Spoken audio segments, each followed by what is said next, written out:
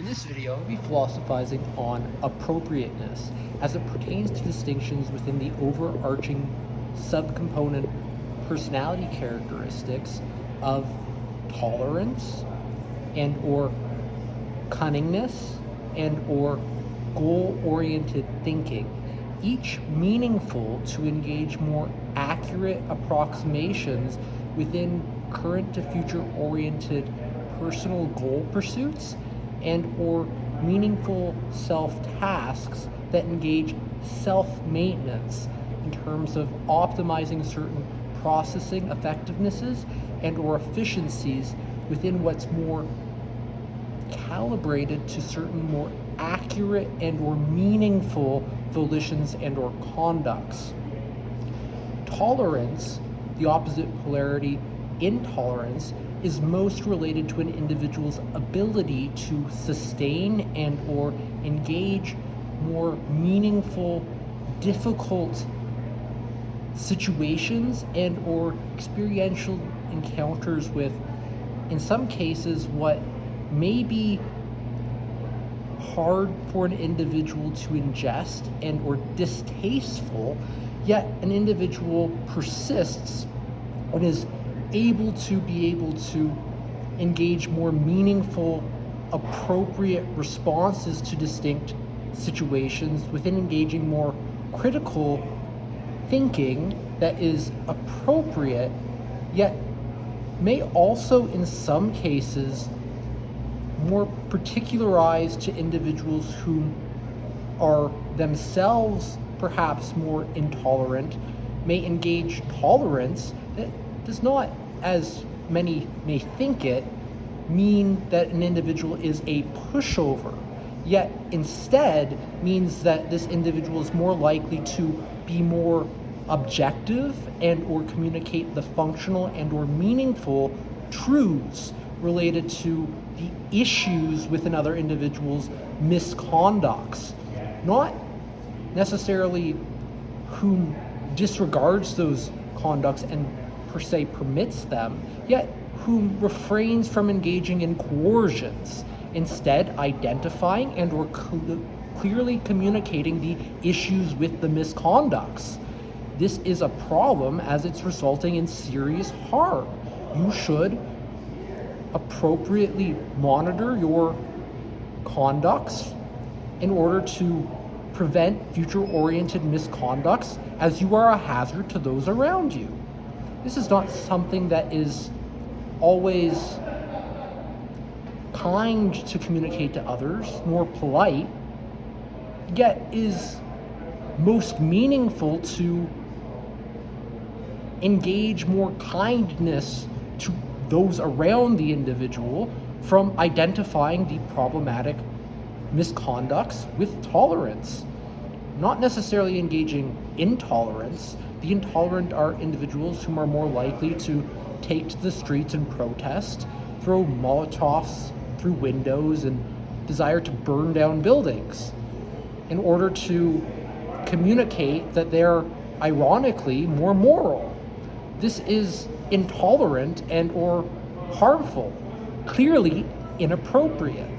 compared to individuals who may write books to communicate to totalitarians that their misconducts are seriously inappropriate and whom have the most meaningful impact on influencing those individuals appropriately within what's proportionate and meaningful, compared to what is imprecise and ultimately inaccurate, engaging intolerance that is disproportionate. And it's this disproportionality that is deeply inaccurate compared to the tolerance that is accurate, that optimizes ultimately the processing intercategorical and or intracategorical effectivenesses and or efficiencies within an individual whom is able to articulate themselves clearly and communicate the most meaningful facts that are needed to inform the individual of what is the issues, compared to cunningness. Cunningness is a little bit more complicated, the opposite polarity being haphazardness, as one may think of cunningness in a more problematic sense that unfairly associates cunningness more related, ironically, and this mostly derives from Eastern philosophizing, not what is philosophizing as you may think it,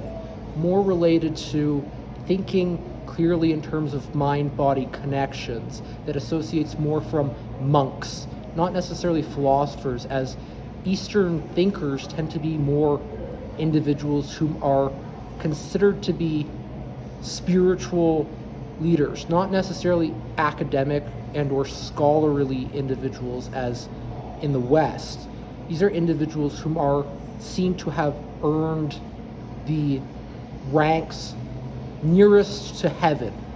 not necessarily what is more like the individual whom has endured the difficulties, resourceful on the mountainside journey to communicate to others the beautiful, elegant truths, having undergone the difficult adventures, whom has earned their self-knowledge and or self-awareness, whom we appropriately often admire in terms of their more difficult accomplishments no other individual engages, whom are often from outsiders may appear to be egoistic and whom truly are egoistic. This, however, in the connotations from more Easterners may be conflated with narcissism. Egoism is not narcissism. Egoism is most associated with an individual whom is able to actualize their more unique personal goals and or whom ultimately values their property within what's private, including intellectual property. And there is amazing work from more egoistic philosophers, Max Stirner and or some of Nietzsche's philosophy on egoism, that you can learn more about what an egoist is, not necessarily this narcissism that you see more mistakenly attributed to the egoist, whom is ironically advancing basic human rights and or freedoms, unlike the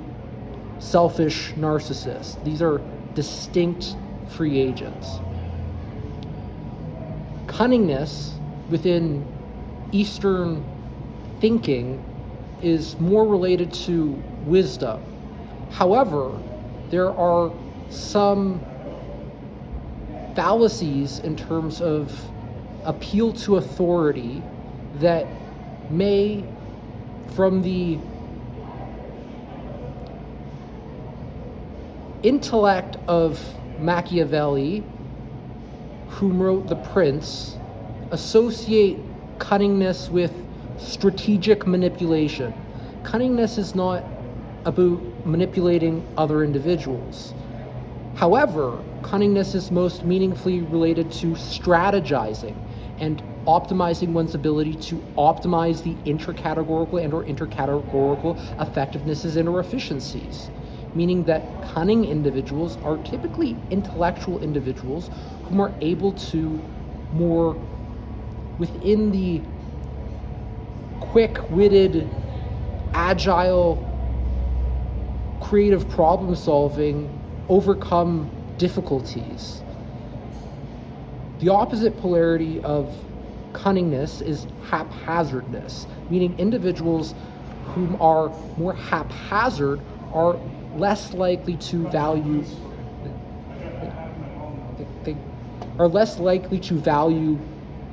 more strategic thinking, instead are more likely to, in many cases, get in others' pathway to accomplishing certain mutual goals in cooperations, whom are themselves more likely to be a hazard and more of a psychological hazard. Not necessarily as it is of most concern to the self, yet to others, meaning that these individuals are mostly negligent for their lack of ability to engage current to future oriented risks and or benefits evaluations within engaging the executive functioning that's meaningful to optimize certain processing intracategorical and or intracategorical effectivenesses and or efficiencies that engage more meaningful solutions to complex problems, including solving underlying issues, including preventing and or mitigating the consequences of certain physical and or psychological hazards, not contributing to them by being one. Compared to goal-oriented thinking, meaning that one is engaging in goal setting and or the elaboration of informal and or formal goal pursuits with more details in one's thinking more unique to self-maintenance practices. Meaning, for example, one whom is engaging in certain physical exercises. And I have made clear in one of my okayness videos that I communicate the distinctions more elaboratively on self-care and self-maintenance, that physical exercise, as it pertains to distinctions within informal physical exercise, including walking, that is more related to self-care, is distinctive from self-maintenance practices associated with certain physical exercises that are optimizing one's set points compared to bringing into balance one's positive feely-wheelies associated with more meaningful satisfactions of certain essential and or necessitated underlying psychological needs. Meaning that as we're engaging in goal-oriented thinking, using the example of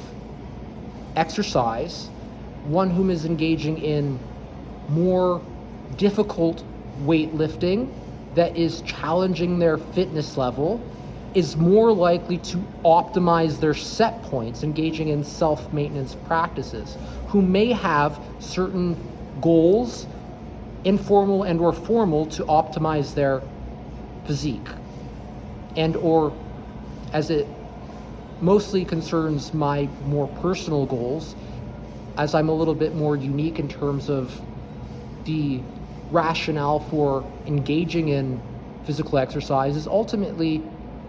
for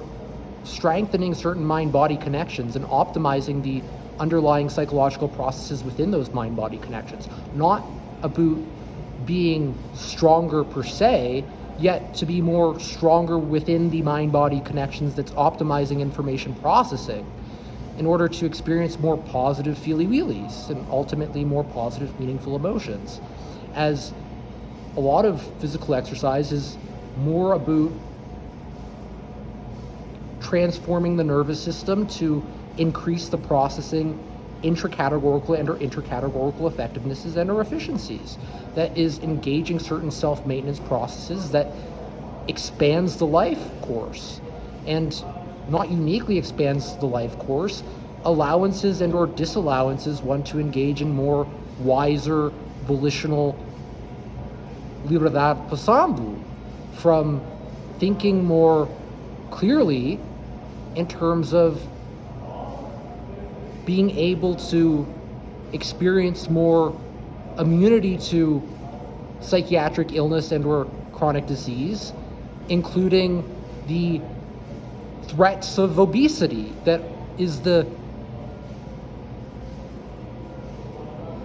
worst contributor to ill well-being,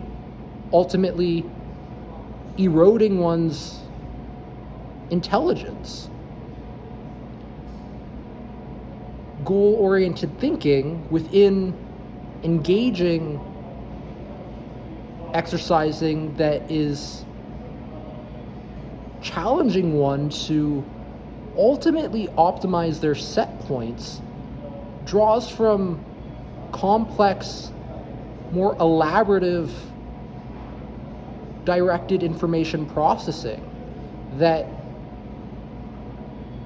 optimizes one's ability to engage creative problem solving within the domain-specific pursuits. One is more likely to spend more time thinking in order to invest in what is meaningful, to, within those meaningful thinking processes, transform certain pathways within the nervous system that create distinct connections within the brain from the executive functioning that's engaging in that future-oriented planning, from more evaluative risks and or benefits, as the executive functioning is responsible for future-oriented risk and or benefit evaluations, that is more likely to be successfully conducted within current to future-oriented navigations as one's engaging the mentalizing, meaning that individuals who repeat these distinct volitions and or conducts, whom are ultimately higher in goal-directed thinking, are more likely to optimize those set points compared to individuals whom are the opposite polarity of goal-directed thinking, unsteady or unsteadiness, are more likely to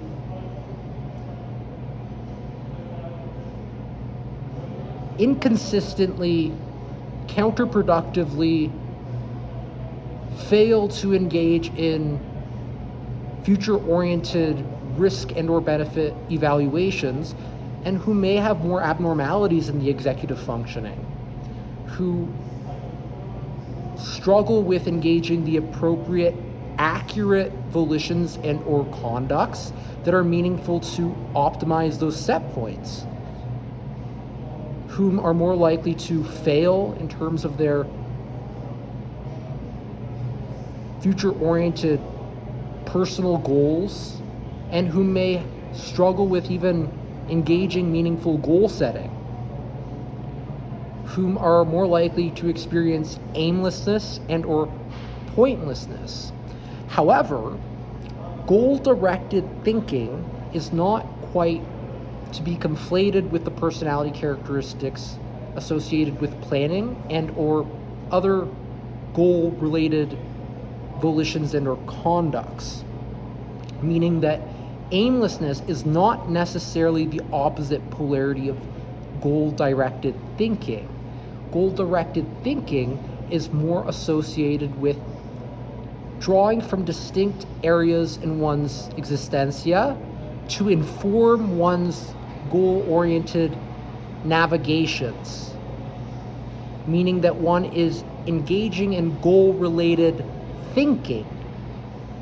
hence goal-directed thinking, as one's thinking processes are connected to what's relevant and or appropriate and or meaningful to one's current to future-oriented navigations, optimizing certain pathways of association that allowance and or disallowance for one to more consciously